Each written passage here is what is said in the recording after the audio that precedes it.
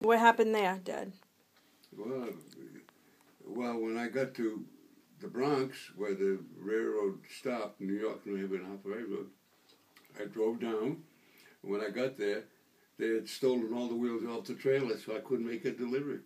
It was salty sea clam chowder, first load, but the guys in the Bronx stole all the wheel tires off the trailer. So I had to get new rims and tires before I could make a delivery. But I was making news because it was the first rail car with a trailer on it, flat car. Real big, yeah. And I used another flatbed trailer as a ramp, a temporary ramp, down to Yard 17, Track 31. Yeah. How did you make?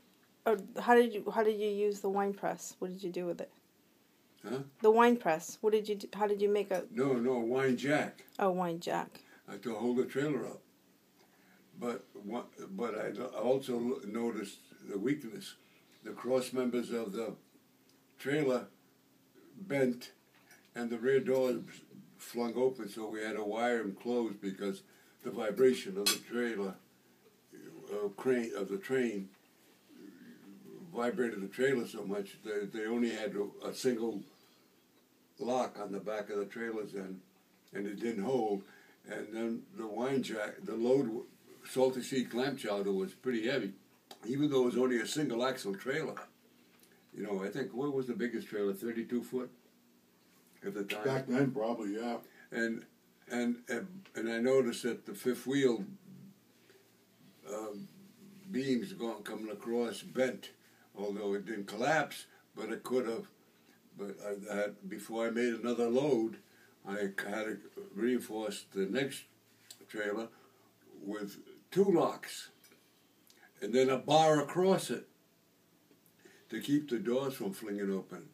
But the first load was salty sea clam chowder. I'll never forget that, from Fox Point. You put the wine press underneath the fifth wheel of the trailer. The jack. The press or the jack?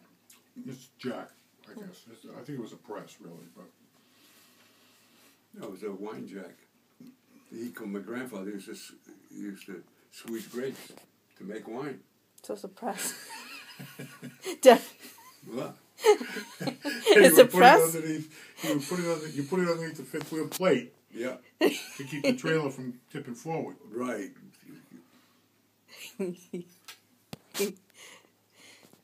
So he used to make wine with that?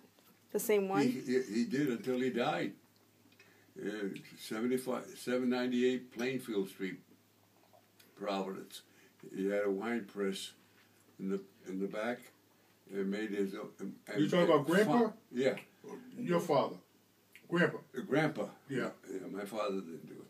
His grandpa. Your father. No. Your grandfather. My grandfather. I didn't know he came to the United States. Oh yeah, Giuseppe. I didn't know he was here. I Giuseppe, thought Grandpa was the only one that made it. No, out of 8 kids. Yeah. No, his mother's father. Giuseppe Bianco. Giuseppe Bianco. Oh, Rose's father. Yes, because she was second generation. That's right.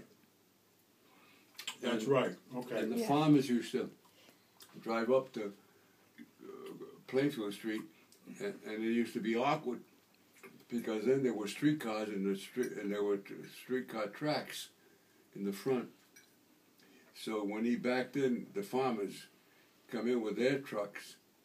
There was only single axle trucks then, with their grapes, so that Grandpa could squeeze more grapes to make wine.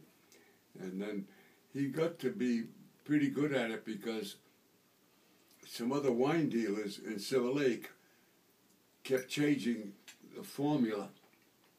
I remember that, on how to make the wine or how to ferment it, after they squeezed it.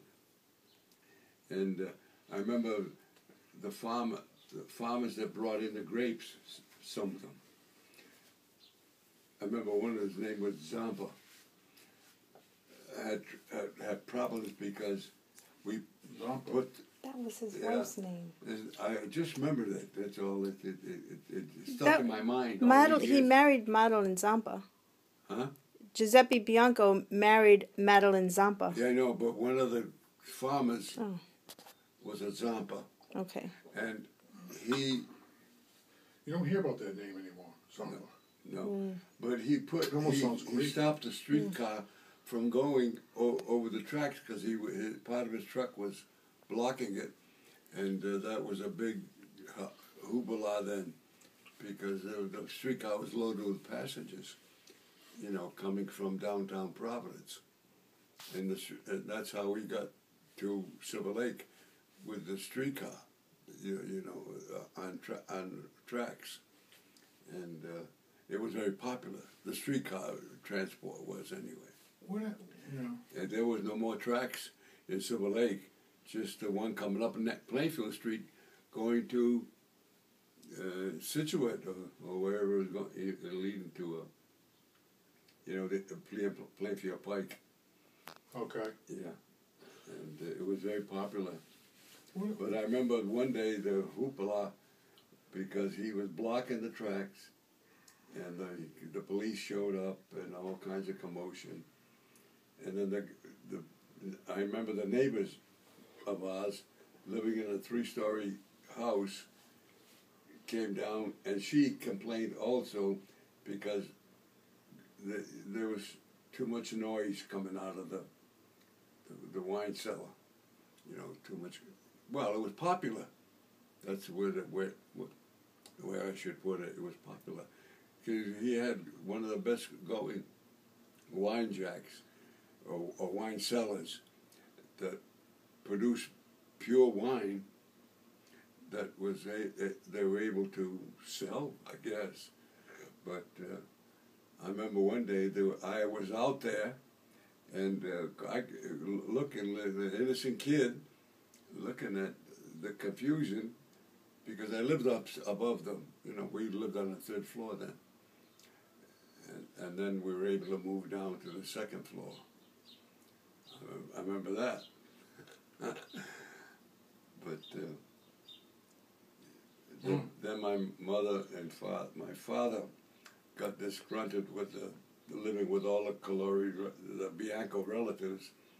So we bought a place up in Nunaconicut Hill, and here we had all the necessities in the house.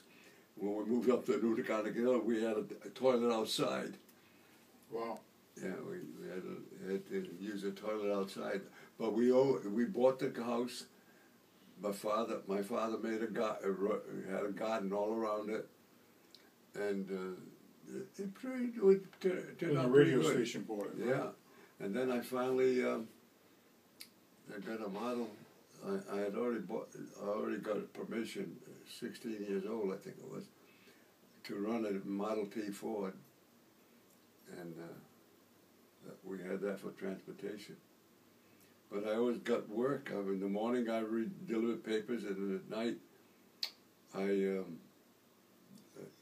delivered morning paper.